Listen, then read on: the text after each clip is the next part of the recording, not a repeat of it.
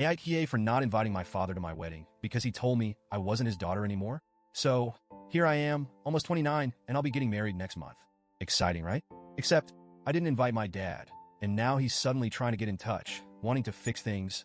Honestly, I've spent years working through the emotional mess he left me with, but now, I'm starting to doubt myself. So, I guess I need to explain the backstory here. I'll start at the beginning. My parents divorced when I was 6 because my dad cheated on my mom with a woman who would later become my stepmom. Pretty classic story, right? My mom raised me, and I spent most of my time with her, but during holidays and summer vacations, I was sent to stay with my dad. I hated it, even back then. It was like stepping into a completely different world, a world where I felt like an outsider. When I was 8, my half-brother Jake was born. Now, I love Jake, and we've always been close. But even as a kid, it felt wrong how much I was forced into a caretaker role whenever I visited. It wasn't just the occasional babysitting. I became Jake's default caregiver. No one ever asked me if I wanted to help. I was just expected to. My dad would dump Jake on me and then disappear with my stepmom. They'd go out to dinner or to the movies, but I wasn't invited. I was only there to make sure the house didn't burn down and to change diapers. Fast forward to high school. My mom got a great job abroad when I was 14, and she had no choice but to move. I had to live with my dad full-time. I remember her telling me it was temporary, that we'd figure it out, but even then, I could see how hard she was working to make a better life for us. She thought it was the best option, and maybe it was, but it didn't feel like that at the time. Living with my dad was hell. It was like I didn't exist except to do chores or take care of Jake. My dad and stepmom would go on vacations, and it was always the same excuse. This is a family trip, or we don't have enough money to take everyone. Only everyone meant my stepmom and Jake, and I was just extra.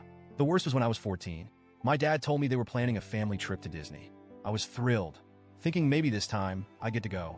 But the day before they left, he pulled me aside and said, "You're not coming. We want this to be a special trip for Jake." Just like that. I was crushed. That week, I was left home alone, watching them live the life I was never part of. The older I got, the worse it became. I tried talking to him, but nothing ever changed. He had this ridiculous rule that I couldn't have friends over because teenagers together only caused trouble. It was embarrassing, especially since we had a neighbor who would literally spy on me for him. If my dad was out of town, he'd call randomly to make sure I was home. It felt like I was under house arrest. Then when I turned 18, things exploded. My dad got a promotion and decided to take another family trip, this time to Europe. I was excited thinking this is it. I'm finally included. But no. He sat me down and told me that the trip was a celebration for Jake's 10th birthday and that they couldn't afford to take 4 people, so I'd have to stay behind. Again, that's when I lost it. I told him everything.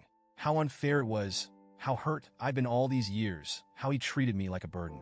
Instead of listening, he flipped it around. He called me ungrateful and spoiled. He had the audacity to say I lived with him rent-free, which was complete garbage because my mom sent money every month to cover my expenses, and I did all the housework since both he and my stepmom worked late.